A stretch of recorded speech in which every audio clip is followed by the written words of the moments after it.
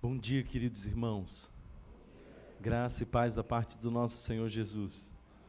O auditório aqui está bem maior agora. Queria pedir a paciência de vocês, se a temperatura não está o ideal. Hoje realmente nós temos uma superlotação nesse espaço. Isso é um bom sinal. Sinal de que Deus tem sido bondoso conosco e trazido aqueles que Ele quer ministrar. Quero convidá-lo a um tempo de oração, se você puder e se sentir à vontade para isso, feche os teus olhos, vamos orar ao Senhor. Jesus, eu sei que Tu estás nesse lugar, não porque eu Te sinto apenas, mas porque a Tua palavra me garante que onde estiverem 2 ou 3 em Teu nome, Tu se faria presente. Eu Te peço, Senhor, que nesse momento Tu ministre ao nosso coração. Deus, nós somos tão cegos de nós mesmos, nós somos tão alienados das nossas mazelas, que essa seja uma manhã de confronto, de cura. Pai, tudo que nós queremos é parecer mais humano, como o humano Jesus. Sendo assim, Senhor, reconhecer que Tu és o nosso Deus. Fica conosco. Que os nossos olhos, ouvidos e coração estejam cativos, atentos na Tua presença, Senhor, tudo aquilo que Tu queres nos comunicar. E que a semente poderosa do Evangelho venha florescer a 100 por 1. Esse é o nosso desejo, em nome do Senhor Jesus. Amém. Amém. Quero convidá-lo a um texto bíblico. Nós vamos ler o texto que se encontra no primeiro livro de Samuel, capítulo de número 18.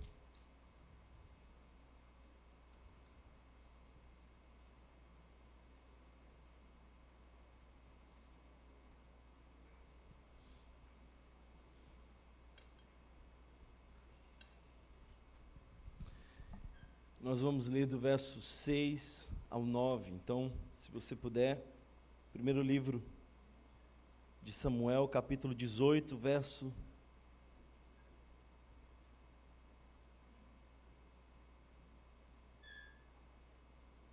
6 ao 9. O texto diz assim: quando os soldados voltavam para casa, depois que Davi matou o filisteu, as mulheres saíram de todas as cidades de Israel ao encontro do rei Saul, com cânticos e danças, com tamborins, com músicas alegres e instrumentos de 3 cordas. As mulheres dançavam e cantavam. Saul matou milhares e Davi dezenas de milhares. Saul ficou muito irritado com esse refrão e, aborrecido, disse: atribuíram a Davi dezenas de milhares, mas a mim apenas milhares. Que mais me falta senão o reino? Daí em diante, Saul olhava com inveja para Davi. Daí em diante, Saul olhava com inveja para Davi. Palavra do Senhor. Nós estamos numa série de mensagens sobre os 7 pecados capitais. E nós já falamos sobre 2 pecados, o primeiro deles no domingo passado sobre orgulho, e na última quarta-feira nós falamos também sobre ira. E é interessante como todos nós saímos aqui dizendo, essa mensagem foi para mim, porque todos nós padecemos de orgulho. E claro, na quarta-feira não foi diferente, porque todos nós temos manifestações de ira, uns mais, outros menos. Mas o tema de hoje é inveja. E é interessante porque as pessoas não se identificam com esse pecado, ou pelo menos não o confessam. Em mais de 10 anos no ministério pastoral, eu nunca recebi alguém que no meu gabinete disse: eu preciso de oração porque eu estou lutando contra a inveja. Sabe, queridos irmãos, o Leandro Carnal disse que a inveja é um pecado envergonhado. Quem tem, não tem coragem de dizer. Você até diz que é orgulhoso e que você tem a mania de olhar as coisas de cima para baixo. Você até confessa a sua gula. Às vezes você pode confessar a sua luxúria. Às vezes, sem dúvida alguma, você há de conversar e expressar a sua ira nas relações. Mas a inveja é um pecado envergonhado e silencioso. Esse que ninguém quer reconhecer, mas que também está dentro de nós.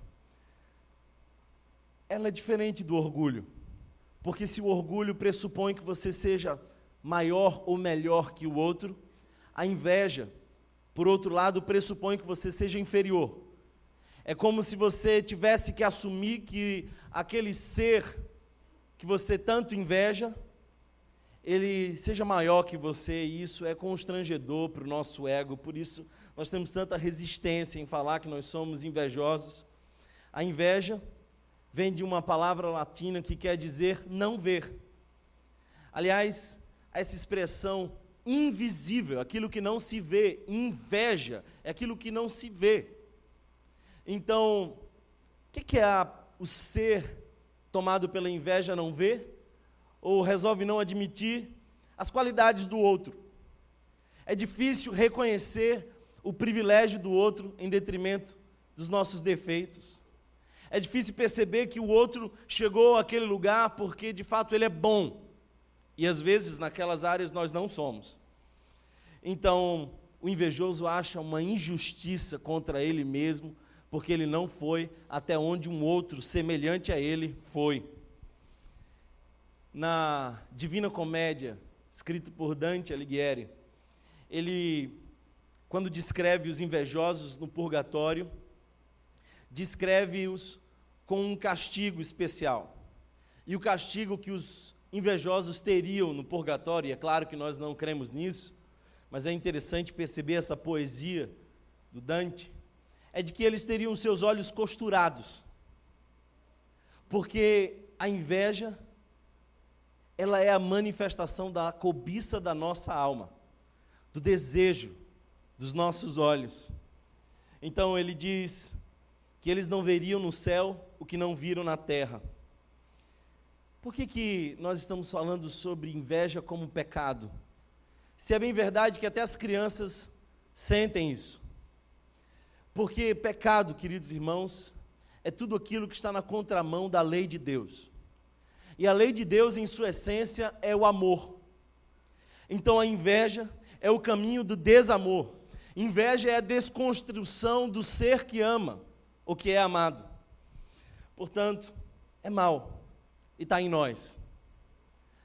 A inveja é vulgar.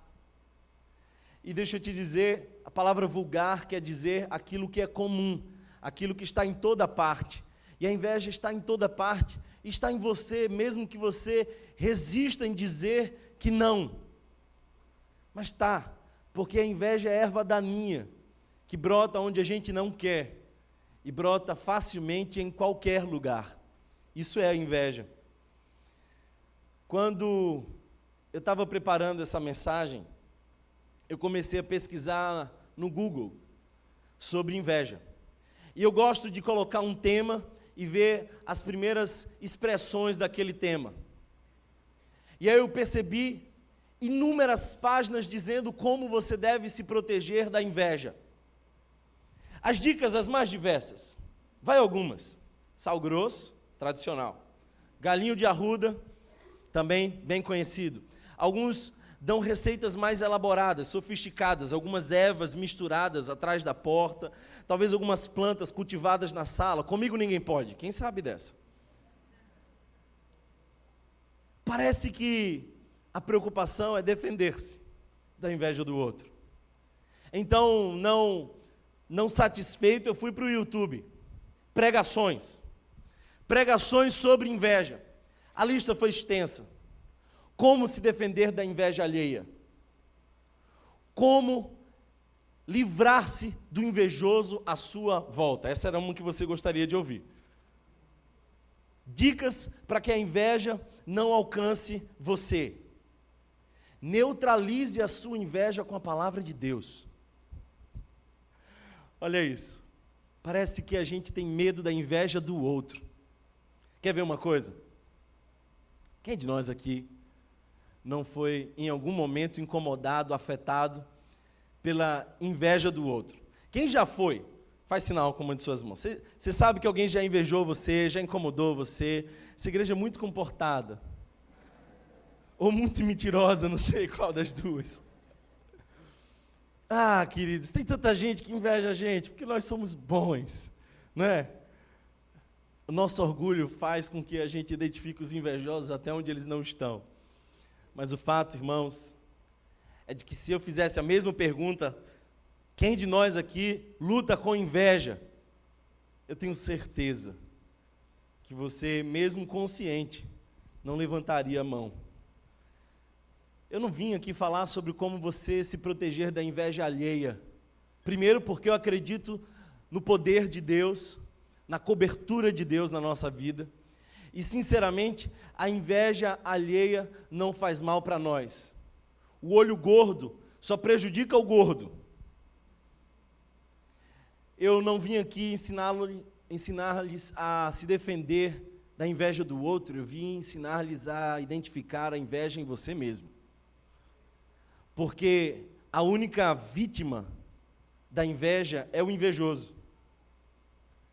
Eu fico imaginando como a nossa sociedade, ela gosta desse discurso de a inveja do outro. Quem de nós aqui já não viu um carro e um adesivo dizendo assim: a força da sua inveja é a velocidade do meu sucesso?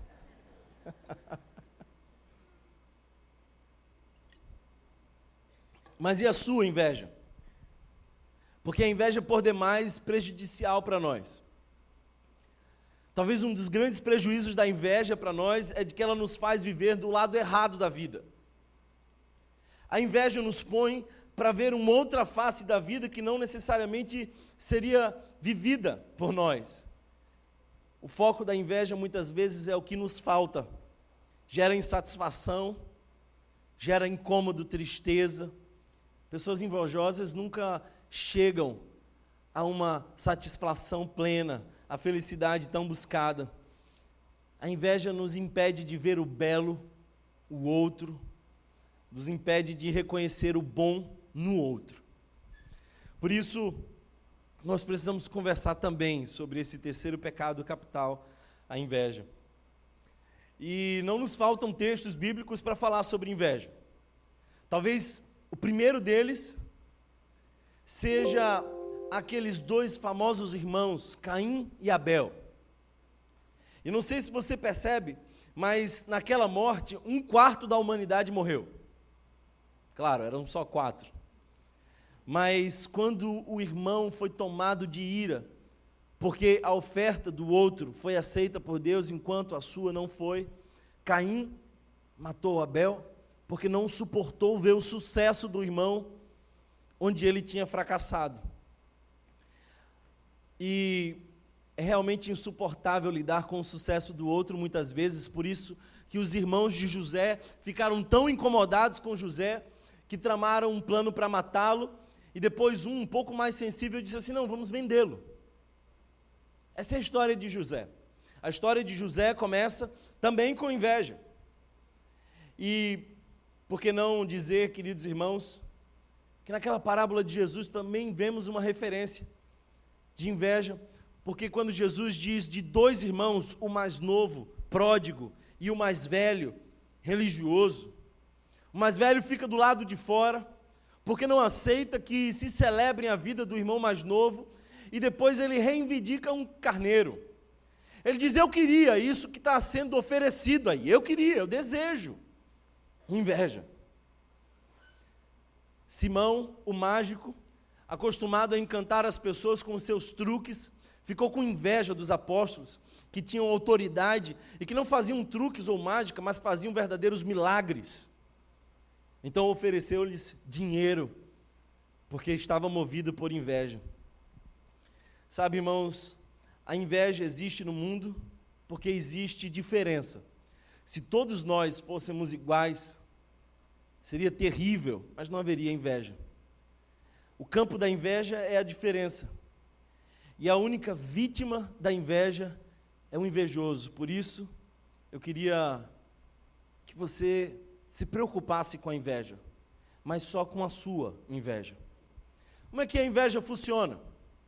Talvez, olhando para esse texto, nós podemos observar algumas coisas. O que nós estamos vendo aqui é o relato de um jovem que de uma hora para outra virou herói. Davi era pastor de ovelhas, ele era ignorado dentro da sua casa, ele era dentre todos os possíveis heróis da sua família o último a ser apresentado ao profeta, porque era improvável que aquele jovem de baixa estatura e ruivo fosse considerado um herói. Até o seu próprio pai tinha descartado ele das expectativas de guerreiro. Mas de uma hora para outra, assim como Deus faz, ele saiu para entregar um lanche e voltou com uma história maravilhosa de um livramento que Deus deu àquela nação através daquele menino. E no início parece que Saul vai recebendo bem aquilo. No início parece que ele está aberto à vitória de Davi, ele celebra, ele oferece sua casa, ele oferece alguns privilégios a Davi. O fato é que Davi começou a ganhar notoriedade. E Saul começou a se sentir inseguro. E inventaram uma música. As mulheres fizeram uma canção para Davi. E a canção é essa que nós acabamos de ler. E a canção não diz que Saul era ruim, não diz que ele era feio, não diz que Saul não tinha talentos. Pelo contrário, diz que Saul matou milhares. Diga-se de passagem, esse era um grande elogio. O problema era a parte final do refrão. Saul matou milhares. Eu acho que Saul, se ouvisse só aquela parte, teria ficado bem feliz. Mas o refrão seguia dizendo, mas Davi matou dezenas de milhares. E aquele menino que até então era um vitorioso, passa a ser uma ameaça. Saul, já inseguro no seu trono, começa a olhar para aquele menino como sendo alguém que pode roubar a atenção, fragilizar a sua popularidade, distrair as pessoas acerca da sua liderança. Então, queridos irmãos, essa é a história de um rei tomado por inveja e ciúmes, por um menino vitorioso. Quando nós observamos os padrões da inveja, nós vemos que a inveja segue o sucesso do outro. É o sucesso do outro que nos incomoda. Nós estamos quase sempre preocupados não com o fracasso do outro, mas com o sucesso demasiado do outro. A inveja segue o sucesso com um olhar faminto, fazendo para si mesmo algumas perguntas. A primeira delas é, e quanto a mim? E quanto a mim? Ou talvez, por que não eu? Se você faz muito essas perguntas para si mesmo, talvez você, sem perceber, está sendo guiado pela inveja. Porque você olha para o outro, e você usa os mecanismos de comparação e se vê aquém, e você acha que a única diferença entre você e o outro é a oportunidade. Então, o que Saul olha para Davi e enxerga nesse refrão é que havia uma diferença entre os dois, e aquela diferença, o sucesso do outro, incomodou profundamente Saul. Parece que os triunfos do outro nos incomodam. Sabe, irmãos, uma outra característica do invejoso é de que a inveja trabalha perto de casa. A inveja se manifesta mais facilmente entre os pares. Imagina que alguém faz um comentário para você sobre alguém muito talentoso, mas distante da sua área. Então, você celebra o talento do outro. O grande problema é quando a pessoa chega dizendo para você que a empresa que faz o que você faz está prosperando. Aí você começa a dizer, mas essa empresa que faz o que eu faço está prosperando num cenário de crise só porque eles são desonestos. É isso que a inveja faz muitas vezes. Ela dá o crédito do sucesso a coisas defeituosas. Não é a virtude do outro que levou ele ao sucesso, mas é o que deveria ser reprovado.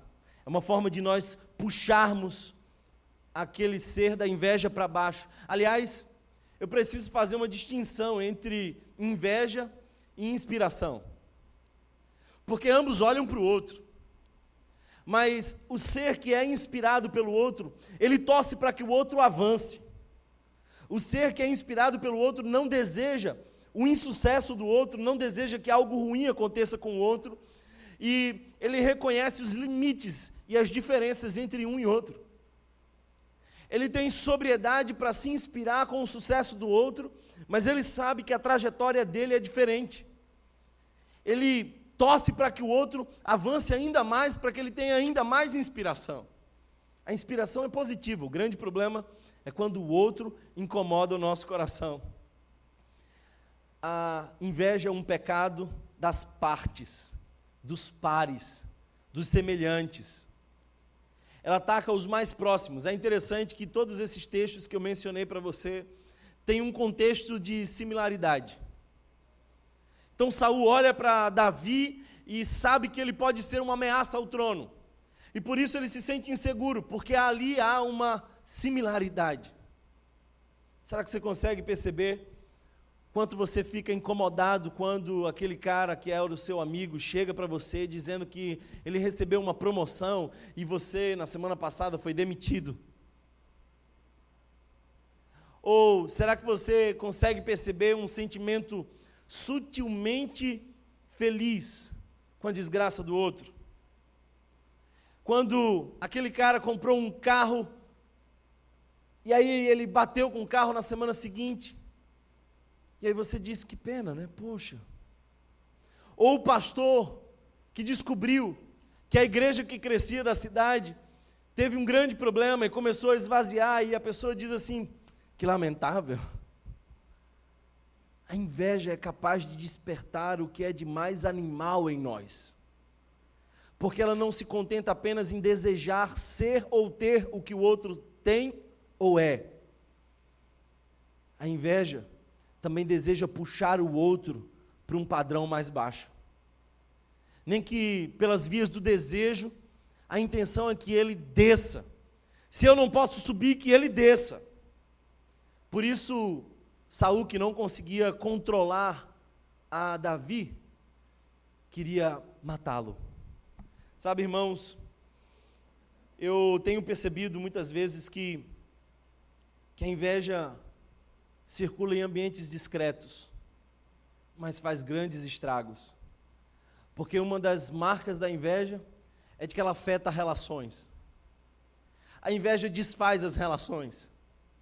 Caim e Abel, relações partidas. Os irmãos de José e José, relações partidas. O filho mais novo e o mais velho, relações partidas.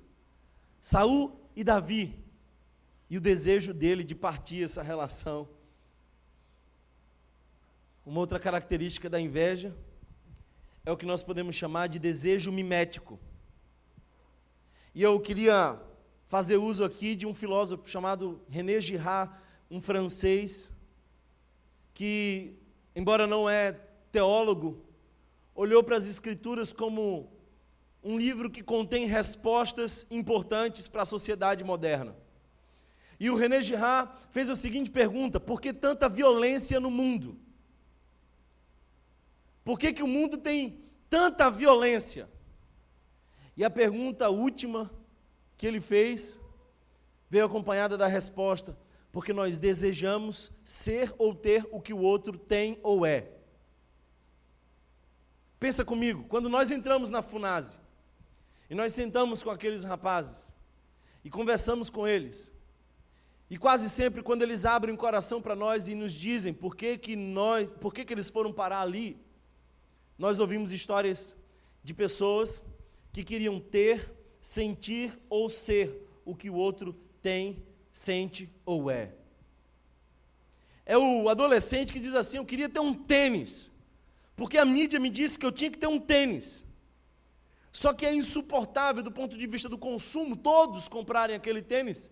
Então, nem todos podem ter, porque se todos tiverem, o valor é diminuído radicalmente dentro da sociedade do consumo. Então, aquele pobre não podendo comprar, ele rouba, porque ele deseja ter. Isso é desejo mimético. E, embora pareça bem complexo para nós, é tão simples. Se você quiser entender, você sobe e vai observar as crianças. Porque é impressionante.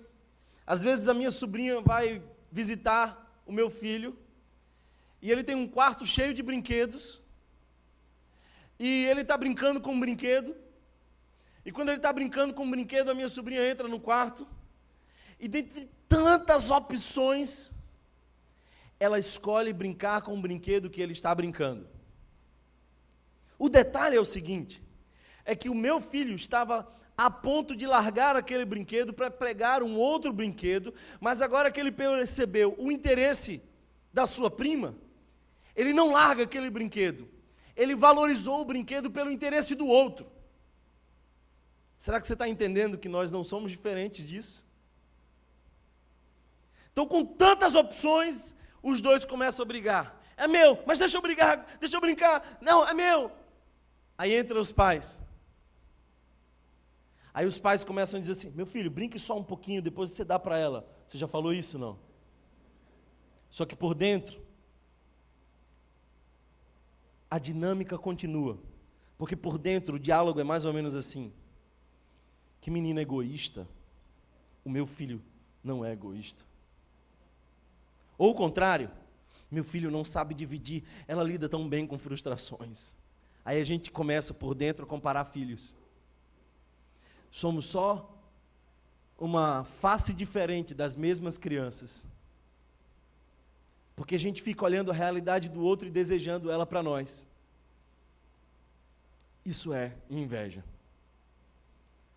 E René Girard vai dizer que a violência surge dessa competição do desejo, porque o outro parece feliz enquanto brinca com aquilo. Então a expectativa é de que você encontre a felicidade. Eu quero que você entenda isso, porque isso é importante para nós. Se a minha sobrinha entrasse no quarto do meu filho e visse o meu filho agarrando o brinquedo, dizendo, que brinquedo ruim, ela não ia querê-lo. Porque no fundo ela não queria o brinquedo, ela queria a experiência de alegria que meu filho parecia ter enquanto brincava com aquele brinquedo. Você não quer um iPhone 10, 12, 15? Você quer a sensação de felicidade que as pessoas que têm um 10, 12 ou 15 parecem ter. Isso é desejo mimético. Sabe, quando Saul olhou para Davi, ele não viu todas as vantagens que ele tinha como rei, ele não percebeu que Davi estava submetido à vontade dele, ele viu o que faltava nele e que sobrava em Davi. E Davi parecia muito feliz ouvindo aquele refrão. Ele matou milhares, mas Davi matou 10 milhares. Nós queremos aquilo que nos falta. O filósofo René Girard vai chegar a uma conclusão. E olha que precioso. No ambiente acadêmico, alguém considerado por muitos dentro da filosofia vai dizer, sabe qual é o problema? O problema é de que nós esquecemos do decálogo. Os 10 mandamentos. E para René Girard, os 10 mandamentos poderiam ser resumidos a um dos mandamentos. Não cobiçarás. Porque no fundo, queridos irmãos, os nossos pecados são manifestações da cobiça.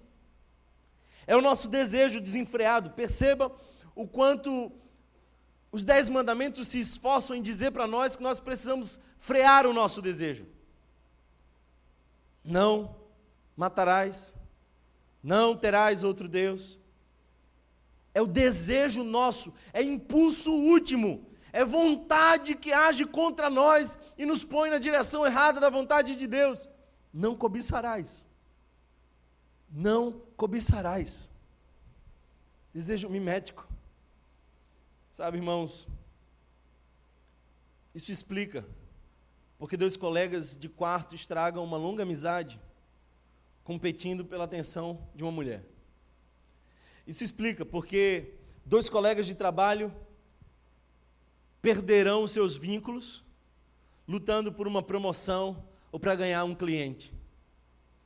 Isso explica porque muitas vezes os nossos conflitos dentro de casa se sucedem. A consequência da inveja, e por isso ela é pecado capital, é ódio, homicídio, é alegria com a dor alheia. O Evangelho nos disse que nós precisamos chorar com os que choram e se alegrar com os que se alegram. Mas o invejoso faz justamente o contrário. Ele se alegra com os que choram e chora com aqueles que se alegram. É exatamente o que o próprio Lúcifer não conseguiu resistir em si mesmo. Eu quero isso. Eu não quero ver de baixo para cima. Mas eu não luto com esse negócio. Isso não é para mim. Eu até, enquanto você falava, eu lembrei de uma pessoa assim, que eu acho que ela luta com esse negócio. Mas eu não sofro com isso. Ok. Amanhã, segunda-feira, o teu chefe te chama na sala. E ele diz assim: olha, você tem sido um grande funcionário, uma funcionária exemplar, e eu estou pensando num aumento para você. Aí os seus olhos brilham, uma música de frevo começa a tocar lá no fundo da sua alma, e a celebração vai a 1000. E a tua surpresa maior é de que o próprio chefe te interrompe e diz assim: e eu estou pensando em dobrar o seu salário. Você que ganhava 5.000, agora vai ganhar 10. Então você experimenta a antessala do céu. Você começa a imaginar tudo aquilo que você vai fazer com aquela grana, como você volta, como você vai ostentar aquela viagem que você queria fazer e não fez. Aí você diz: tudo bem, eu aceito a sua proposta, como se você precisasse aceitar. Aí você vai assinar um termo do aumento do seu salário, e quando você assina o termo de aumento do seu salário, tem todos os nomes das pessoas que trabalham com você e desenvolvem a mesma função que você. E a curiosidade é irresistível. Você olha para o lado e percebe o quanto elas ganham. E o detalhe, elas também receberam um aumento. E o detalhe pequeno, quase não fará diferença. Elas vão ganhar R$1.000 a mais que você. Você continua feliz? Ou a tua felicidade foi embora e você começou a perguntar: mas por que eu também não fui para 11 em vez de 10? Mas por que eles e não eu? Mas eu faço mais, eu trabalho mais. Sinceramente, aquela pessoa lá que foi para 11, eu nem vejo ela chegar na hora certa. Ela nem produz como eu produzo. Alguém está entendendo o que eu estou falando? Se vê o sucesso do outro, roubaria a alegria que você tinha acabado de receber, o teu coração também sofre com as ervas daninhas da inveja. Tem alguém comigo aqui hoje? Como é que a gente resolve esse problema? Como é que nós resolvemos esse problema? Saul tinha um filho, e o nome do filho de Saul era Jonatas. E pensa comigo, Jonatas deveria ser o sucessor de Saul. Mas agora aparece um outro jovem, que vai ganhando mais popularidade, que vai sendo mais notado na cidade, também, quem dera, com uma vitória daquela, impossível não ser notado. Então, Jonatas olha para Davi, e ele tem a chance de, primeiro, celebrar, ou segundo, invejar. Deixa eu te dizer uma coisa, você vai lidar com a inveja. A grande questão não é o que a inveja pode provocar em você, é como você reage à inveja. Uma criança chegou para o pai e falou assim: pai, eu briguei na escola hoje. Aí o pai disse assim: filha, por que você brigou na escola? Aí ela falou assim: não, porque tem uma menina me perseguindo, e ela puxa o meu cabelo, e ela diz que meu olho brilha muito. Aí o pai interrompeu ela e falou assim: filha, isso é inveja da sua amiga. Aí ela disse: pai, então o que eu faço? Aí o pai sabiamente respondeu: se acostuma, porque se você brilha, você vai ser invejado. A grande questão não é como você lida com a inveja do outro, é como você lida com a sua inveja. Jonatas podia ficar inseguro porque o seu trono estava em jogo, mas pelo contrário, ele vai ganhando um contorno de admiração. Ele celebra a vida de Davi porque, primeiro, ele reconhece a graça de Deus. Você quer tratar a sua inveja? Reconhece a graça de Deus na sua vida. Reconheça quem Deus é e o que Ele faz. Sabe, irmãos, às vezes nós não estamos olhando para os milagres que Deus nos deu, mas estamos olhando para os milagres que Deus deu ao outro. Isso é inveja.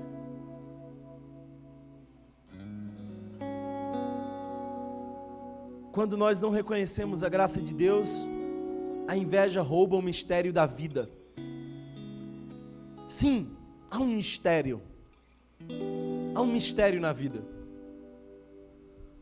Às vezes eu fico olhando e achando ridículo esse pessoal tentando ensinar na internet os outros a serem ricos. Você já viu isso, não? Isso é o que mais vende hoje. Seja rico.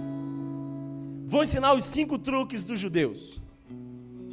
Vou ensinar os 10 passos das pessoas mais bem-sucedidas. Acorde cedo. Aí o camarada não é de acordar cedo, ele vai, acorda cedo, ele tenta, ele faz de um jeito, faz do outro. Você pergunta para um rico: qual que é o segredo da sua riqueza? Aí esse rico prepotente vai dizer para você assim: suor, trabalho duro. Eu trabalhei duro, cheguei até aqui. Esse cara é tão ridículo que ele não consegue reconhecer a graça de Deus sobre a vida dele. Ontem eu estava conversando com uma pessoa, um grande trabalhador. Ele passa horas no sol, pintando, consertando, lixando. Você consegue imaginar o que você trabalhar sob o sol? Aí eu perguntei para ele: diz para mim, quanto tempo você leva para chegar em casa? Ele disse: depois que eu largo, eu levo 3 horas para chegar em casa. Eu pego 2 ônibus. Isso eu estava dando uma carona para ele ouvindo. Aí eu fiquei pensando comigo: e esses ricos metidos a besta ainda acham que é porque eles trabalham duro? Tem muita gente boa por aí, gente honesta, gente de Deus, gente que trabalha duro, gente que passa por situações as mais diversas, e a gente que aparentemente não prospera. Mas quem disse que não prosperam? Você acha que prosperar é ter dinheiro? Você acha que prosperar é ter recurso? Vai falar com essa pessoa com quem eu conversei ontem. Sereno, paz de espírito, sem ansiedade. Volta para casa feliz. Abre a porta, é recebido pela esposa, celebra o filho, faz o churrasco do domingo. Você não está entendendo que prosperar é contentamento e gratidão. Prosperar, felicidade, é quando o contentamento deu as mãos à gratidão. Então, embora pouco, você diz: obrigado, Deus, porque quer no pouco ou no muito, eu sei de onde veio. Para de ser ridículo, achando que esse pão que vai para a sua mesa é porque você conseguiu com muito trabalho. Não. Será que você nunca viu o que Jesus nos ensinou? o pão nosso de cada dia, dai-nos hoje. Ah, mas e o meu esforço? Não seria possível se Deus se levantasse do trono e dissesse: chegou o fim. Até o ar que você respira vem de Deus. Você não consegue controlar nem as batidas do seu coração. Elas aceleram contra a sua vontade. Você é pequeno demais, então reconhece a bondade e a graça de Deus. Thomas, mas eu gosto da vida dele. A vida dele foi Deus quem escolheu. Celebra a tua. Um dos textos que me chama a atenção é quando Pedro está sendo restaurado por Jesus, ali naquela praia. E aí Jesus vai perguntando: Pedro, tu me amas? Tu sabes, Senhor. E você sabe que 3 vezes Jesus interroga Pedro, porque 3 vezes Pedro tinha negado Jesus. Mas na última vez Pedro escuta o: apacenta as minhas ovelhas. Quando você era jovem, você ia para onde queria, porque você era livre. Mas daqui para frente, Pedro, você vai sofrer. Não vai ser tão fácil. Tua vida vai ser dura, porque vão te levar de um lado para o outro contra a sua própria vontade. Aí Pedro tinha acabado de ser perdoado, tinha acabado de receber a graça, que podia celebrar. Ele vê João passando, e João passa assim, eu fico imaginando, conjecturas minhas, Thomas capítulo 2, verso 4, João passou na hora errada assim, passou no fundo. Só que Jesus estava dizendo: Pedro, prepara que você vai sofrer. Aí Pedro diz assim: ô Jesus, e aquele lá? Só que quem está narrando esse fato é o próprio João, no seu último capítulo. Vai lá, dá uma lida depois. E aquele lá? O discípulo a quem amas. Aí Jesus diz assim: Pedro, se eu quisesse fazer João viver para sempre, eu faria. E o que é que você tem a ver com isso? Quanto a mim, segue-me. O fora de Jesus. Levantou-se, inclusive, uma heresia que afirmava que João não iria morrer por conta dessa expressão. Mas o que Jesus está dizendo é: para de olhar para o outro e vive o que eu te dei. Porque Pedro, no momento que você olhou para João, você esqueceu que eu acabei de te perdoar. Olha para a graça e reconhece a graça de Deus na tua vida. Para de olhar para o outro. A gente vive numa sociedade onde as pessoas ostentam o tempo inteiro. Ah, irmãos, é tempo de você reconhecer a mão de Deus na sua história, em cada detalhe, em cada cena, porque a tua história é uma história única. Uma segunda decisão para você tratar a inveja do seu coração é você admirar, ao invés de invejar. Admira, celebra. Sabe aquela amiga que foi para o casamento arrasando, aquela maquiagem, aquele cabelo assim, perfeito, aquele vestido que parece que foi do céu, e você que passou horas e horas, gastou o que não podia, e não chegou naquele nível, você fala assim: amiga, você está deslumbrante, eu me alegro com a tua beleza. Quantos podem dizer amém? Você entendeu isso, não? Sabe o que acontece? Jonatas olha para Davi, e lá no capítulo 23, verso 17, ele diz assim: você será o rei de Israel. Sabe por que Jonatas está em paz? Porque ele sabe quem escolhe o rei. Então ele está em paz. Ele olha para Davi, Davi não era nada ainda, ele diz assim: você será o rei de Israel, e eu lhe serei o segundo em comando. Eu acho que Jonatas um dia acordou e falou assim: quem sabe Deus não me chamou para ser rei? Quem sabe eu posso ajudar alguém a ser rei? Quem sabe eu possa colocar alguém nos meus ombros e impulsionar para chegar mais longe? Porque todos nós temos a síndrome do herói. A gente quer ser o herói, a gente quer ser visto, a gente quer ser notado. Pergunta para o meu filho: filho, o que é que você quer ser? O Batman. Ele nunca disse para mim, eu quero ser o Alfred. Porque o Alfred não aparece, só em momentos difíceis. Será que você está entendendo onde eu quero chegar? Em momentos difíceis, o Batman pensa em desistir, cansado, ferido, machucado, ele entra na caverna. Aí vem um Alfred, fundamental. Quem foi que discipulou o Billy Graham? Quem foi que ensinou sobre justiça ao Martin Luther King? A gente só conhece os heróis. Mas será que você está disposto a abrir mão do seu orgulho, largar a inveja e se tornar um fazedor de heróis? Admire ao invés de invejar. Tem alguém talentoso do seu lado? Celebra. Porque quem deu os talentos foi o Senhor. Quem escolheu os cenários foi o Senhor. E a Ele toda a honra, glória para todos sempre. Amém.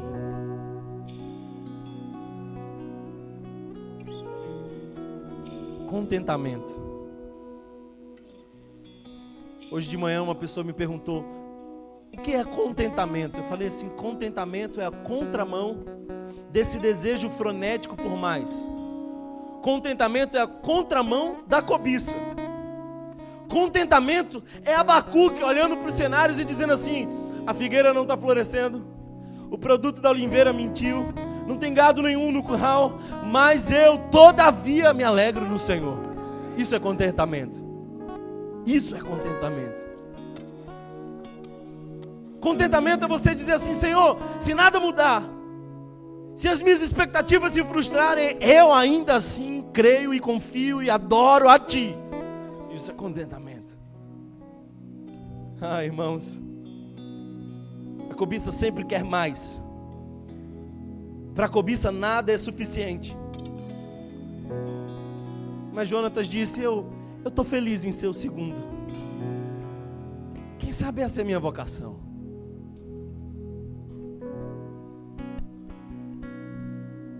Por último, para tratar o nosso coração invejoso, gratidão. Gratidão. O movimento da inveja é sempre olhar para o que te falta, mas a gratidão é a contramão da inveja, porque a gratidão te faz olhar para aquilo que você tem. Por isso, talvez, todo o tempo, o Novo Testamento nos aponta para a gratidão como um caminho para resolver a nossa inveja. Sejam gratos em todo o tempo. Todo o tempo. Gratidão. Quem sabe hoje, em vez de você entrar na timeline do Instagram de alguém, eu te desafio a entrar no seu Instagram e olhar as fotos de tudo que você já viveu e tudo que Deus te deu. E quem sabe você vai lembrar que tem muito motivo para agradecer. Alguém recebe essa palavra aqui hoje? Gratidão. Gratidão pelas pessoas. Quem foi importante na sua vida? Quem foi importante? Desafio de hoje para você é: sai daqui e liga para alguém que foi importante. E diz para essa pessoa: você foi ou é importante na minha vida. E eu admiro você. E eu celebro os talentos que Deus colocou em você. E no que você depender de mim, estou à disposição. Isso aí para contramão do nosso desejo de inveja. É desfazer e subjugar a inveja no nosso coração, dizendo: eu sei da multiforme graça de Deus e cada um aqui tem algo a ser celebrado, mas também tem algo a ser tratado. Quando você olhar para o outro, busque as coisas para celebrar. Quando olhar para si mesmo, busque as coisas que você precisa tratar. Gratidão. Eu quero te dar um tempo para você agradecer ao Senhor. Agradecer as oportunidades. Agradecer os cenários.